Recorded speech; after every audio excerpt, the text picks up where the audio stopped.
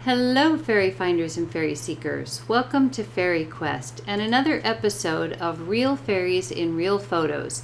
This is part one of a three-part series for Tower Rock in Steamboat Rock, Iowa. Part one has 20 fairies for you to see, and I have to say, I do believe maybe, just maybe, there may be 2 fossilized giants in here. So I would love to have your take on those in the comments below. So let's get started here. This male fairy has taken up a position behind a piece of bark next to the stump. Though we cannot see his whole body, what we do see is very clear, and he is obviously sitting. His facial features, eyebrows, eyes, nose, and part of his mouth are unmistakable, as well as his high forehead with just a tiny bit of hair on the top of his head and above his ear. We can also see his legs and one foot clearly.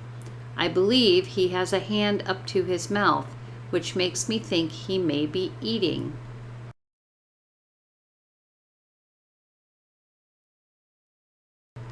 I didn't plan on putting both fairies here, but they were so close together in the photo, I thought it would be easier. First, we have the tiny fairy who appears to be climbing. It is difficult to make out a lot of detail as she is small enough to blur when I enlarge her, but I've labeled as well as I can for you. The other fairy is very clear. She appears to be a child and has a pet with her that blends into her hair. She has blended herself into the log, but I don't believe she was quite finished when I took the photo.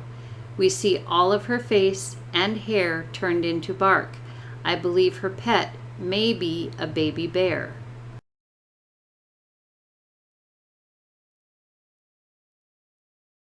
I am so pleased that the fairies are showing themselves in so many different ways.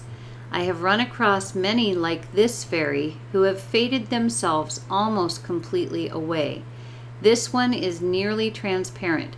We can see the tree through him.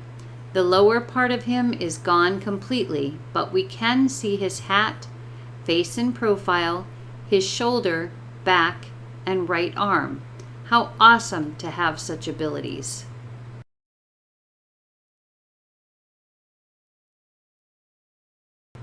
This fairy is pulling a bit of a trick on us in this photo. In the larger photo to the left, it appears that he is looking directly at us. In the cropped photo above, it appears he is looking off to his left and not straight at us at all. Interesting, right? Using the cropped photo above, we can see a hat, longish wavy hair, and all of his facial features, though the eyes are basically a line of shadow. We can see part of the clothing of his right arm too, but then it is covered over by leaves. I keep looking from one photo to the other and find it to be an amazing feat of magic.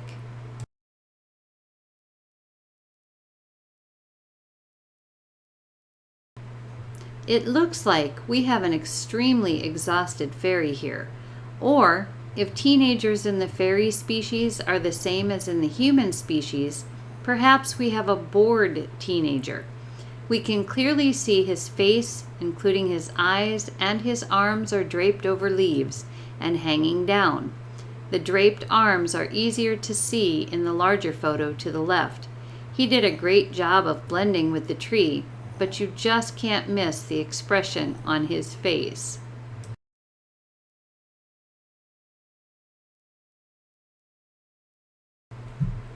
Though this fairy has blended with his surroundings, he still stands out quite clearly.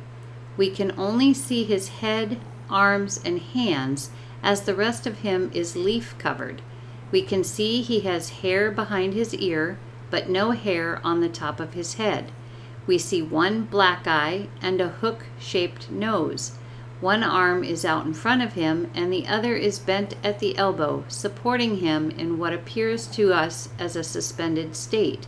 The bent arm is illuminated by the sun.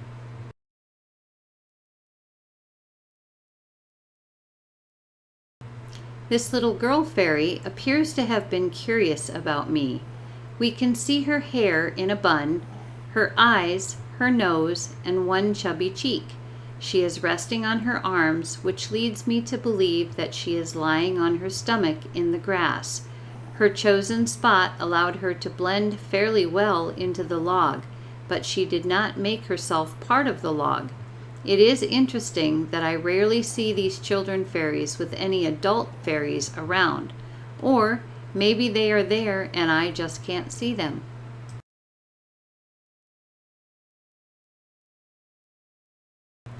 I believe what we have here is a fairy cat, or a creature very similar to a cat.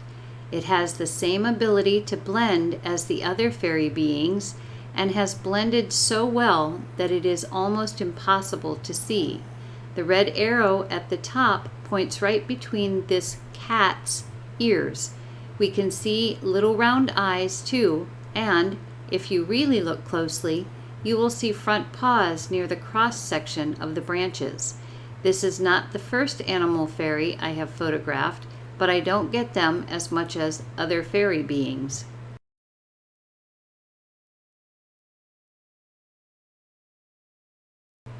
This is a well-dressed fairy, very dapper.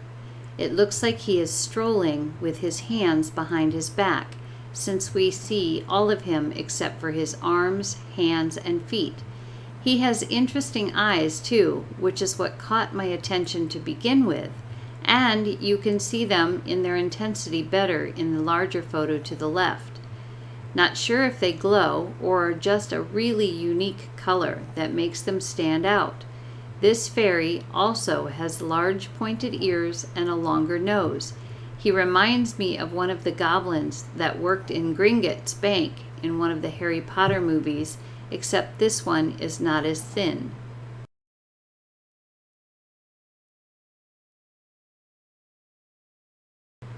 We seem to have a stump fairy here, and he has himself a lookout.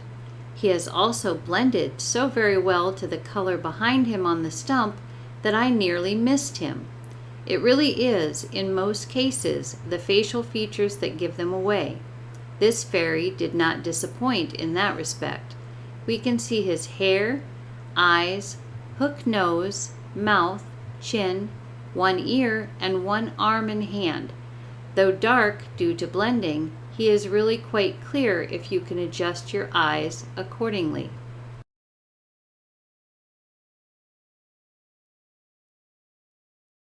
For this fairy, you will need to look into the green. If you find the hand and go to the tip of the longest fingers, you will see an eye and an eyebrow. This fairy has a wide face and reminds me of the Count on Sesame Street, minus the fangs. Once you see into the green and pick out the face, you'll be able to see him clearly. We can even see his arm with the hand that is holding a stick. He is wearing dark clothing. This fairy seems to have a kind of hooked nose too, the hooked tip being right above his chin.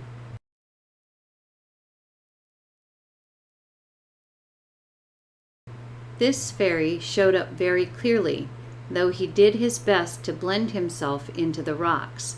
We can see that he is in the water. He is wearing a hat. We see one eye, his nose, and a beard very clearly. Now, what is the ball he is looking at? Is this a ball he is holding in a hand that we cannot see? Or is this the head of a baby wearing a hat? I am inclined to say a baby in a hat because of the way he is looking at it, endearingly, and we can see a shoulder in a lighter blue outfit. At least that is what I see. What do you think?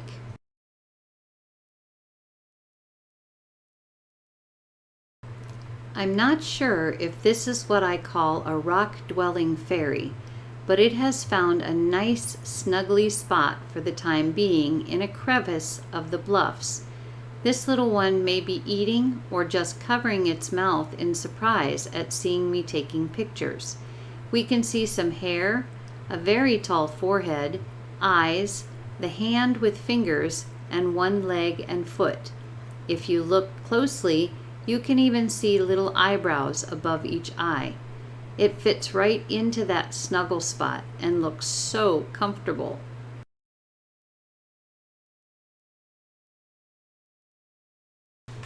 Here we have a fairy wearing a tall top hat. We can easily see his face, though his nose and glasses are all that we can see as the facial features are well blended. We can also see his right arm, hand, and fingers. He appears to be holding his head as though it hurts. His fantastic blending job makes it difficult to make out the rest of him. At first, I thought he was sitting, but then he appeared to be standing, so I am not at all certain on any part of him below his waist. I do believe he is wearing a suit to match his top hat.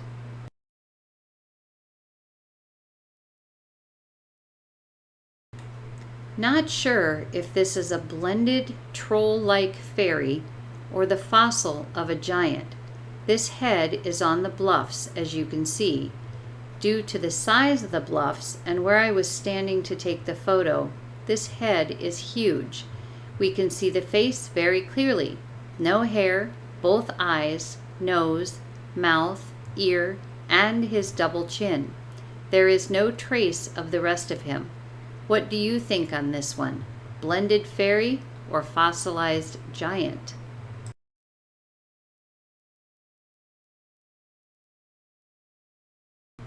Here we have another one like the previous frame. Again, I am unsure if these are fossilized giants or blended fairies. I've marked them both for you as they are on the same bluff, not too far apart. They are close to the same size as well. This one has plenty of hair, including the beard, and his eyes seem very real, especially the one on the right, as we look at him. My gut says fossilized giants, but I'm not sure. Again, what do you think?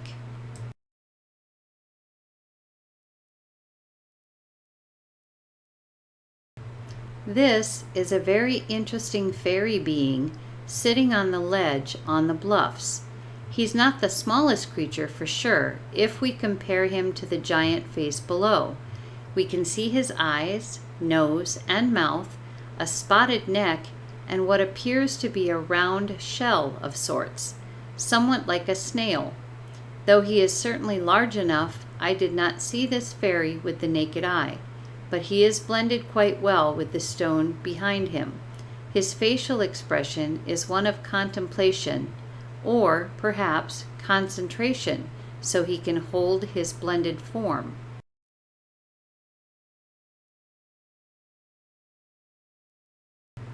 This is another unusual fairy. In this one, the birch tree goes right up through its face, but is a part of its mouth. We clearly see an eyebrow and an eye. Then, on the other side of the tree, we see an ear. Then within the birch tree, we see a mouth. This takes blending to a whole new level. If it weren't for the mouth, I would suggest this was another giant whose face is behind the tree. But I don't think this is the case. Again, I'd love to hear what you think.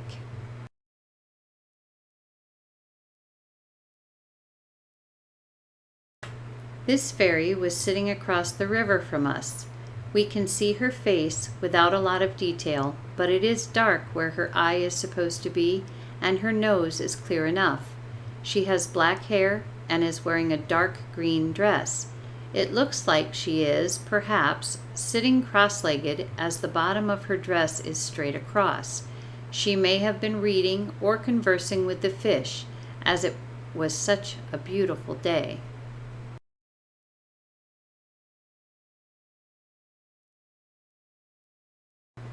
I don't often find fairies in the water reflections, but I couldn't ignore this one. The coloring is different from the rest of the reflections, and we can easily see her hair and eyes. The lower portion of her face is covered, perhaps because of how she is sitting. One of her arms is resting across her middle, and I believe the other one is stretched out. So that's it for part 1 of this 3-part series at Tower Rock. I hope you've enjoyed it, and I hope that you've taken some time to give some comments. Part 2 will be coming out shortly. Please be patient with me. It takes a while to put these videos together. So until the next video, take care.